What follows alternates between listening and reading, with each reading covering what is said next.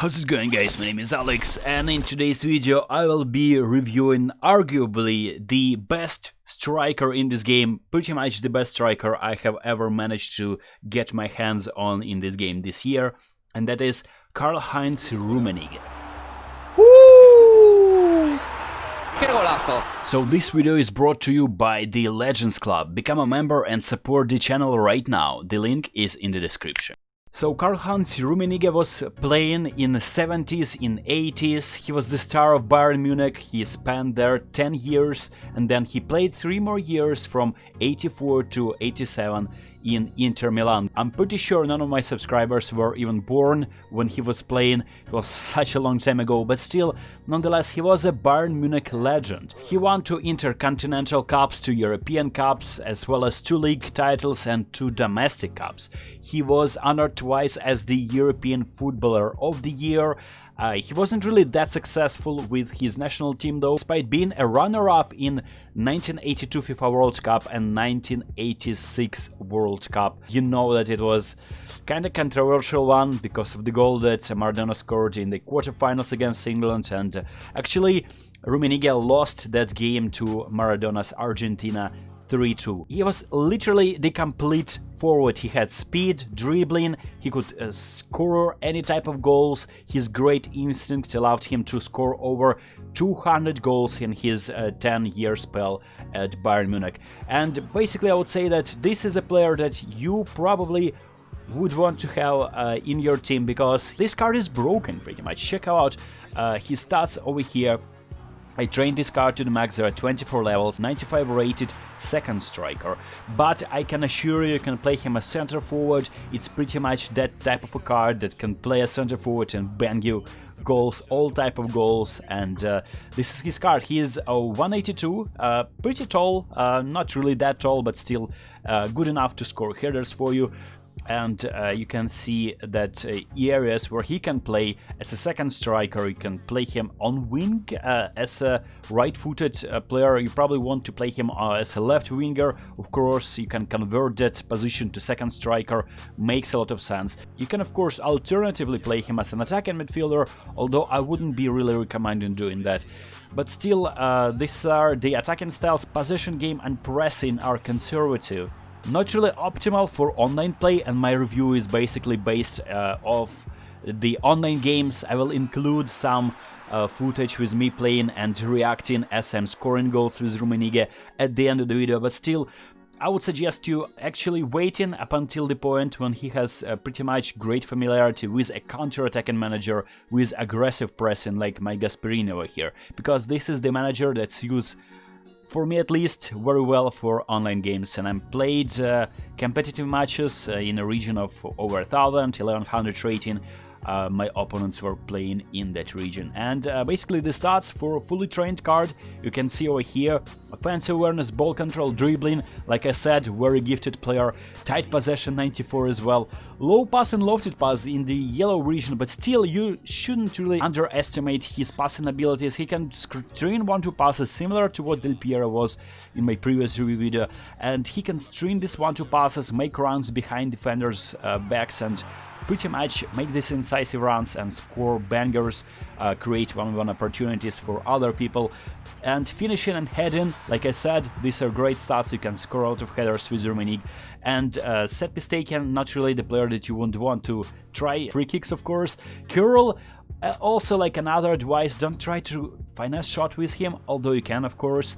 And speed, it's like in real life corresponds to what type of a player he used to be way back then in 70s and 80s. Imagine, like, see this physical contact 86, I would give him 95, because the way he bullies defenders for me, the way he actually tries to get the ball back whenever you have really high familiarity with counter-attacking and aggressive pressure manager, very impressive. Now this about weak foot usage, of course, it's like, it's okay and nothing special here, but you need to make sure that you see condition 7. Now for the most exciting part about this card, and this is double touch, and this is probably the skill that everyone in this game is raving about, and this card has it. So imagine pairing a beast like RUMMENIGGE and his speed, his dribbling stats, and pair that with double touch. Now this is a card that a lot of opponents are really afraid of, and this is why probably he was so prolific for me. Double touch your defender and then try to score a long ranger, because his long range shooting as a skill here separately will help you doing that. Now his finesse shot is not really that good, so his curl is only 75 as a fully trained player. As a skill outside curler will definitely help you make sure that you are scoring in a situation where you would usually try and use his weak foot, but he probably may be using his outside curler for his strong foot and thus creating that scoring opportunity for you. Other skills include heading, which is like we already discussed, he can score headers for you, acrobatic finishing, and I managed to score this beautiful scissors kick, bicycle kick from the corner, and it's a thing of beauty when these type of goals go in. And rising shots and first time shot as well, so tapping king maybe, I don't know, but if you're playing him in a two-striker formation, he can of course close all the passes, sweaty goals for you. Goal poacher as a playstyle, this is why you would want to activate this card over here. You wouldn't want to play him on the wings, although if you play him on the wings, a second striker, apparently this goal poacher playstyle is being activated. So this is a card, I would undoubtedly say that this is probably the most OP striker right now in my squad. You can of course change position, like I said before, play him as center forward. This is probably even a better idea. Other than that, if you're really feeling like it, although I wouldn't recommend doing that, you can play him as an attacking midfielder because of his second striker position, which is a deep line forward apparently, but attacking midfielder, he can distribute the balls, but there are much more players in this game who can distribute the balls better than Karl-Heinz RUMMENIGGE. So basically, to sum up this review, I mean, this is an OP card. If you're doubting whether you should go for it, if you maybe the only reason why you wouldn't want to get this card probably because you don't know nothing about this player, you haven't heard about him in real life. Actually, interesting fact, he's the chairman of the executive board of the company that pretty much owns Bayern Munich, so every decision like previous transfer of Alcantara, so Karl-Heinz RUMMENIGGE announced that he's leaving Bayern or whatever, so he is still working at Bayern. Great memory that this is a player who delivered for this team, won a lot of trophies, and you can now use him in this game. And now into some of the gameplay with this card, with my reactions. I hope you guys enjoyed this video. Let me know if this was helpful, share this video with your friends who are into this type of content, and I'll see you in the next one. Come on, can he run? RUMMENIGGE? Yes, he can. Can he cross though? To Vieira, by the way, out of all people, and Vieira is scoring. I mean, so far he's assisting. He has outpowered the defender there. I think it was a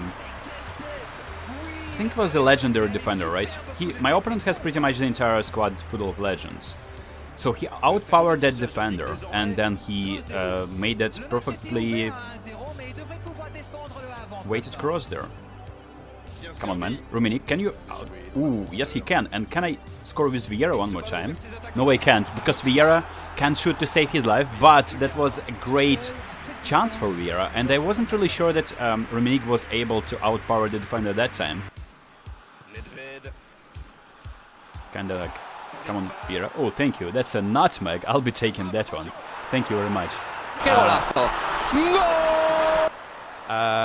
Yeah, I mean, that's a great cross from, I think, RUMMENIGGE. So I think RUMMENIGGE played very well. He was pretty much the orchestrator for my attack and assist. I like this one.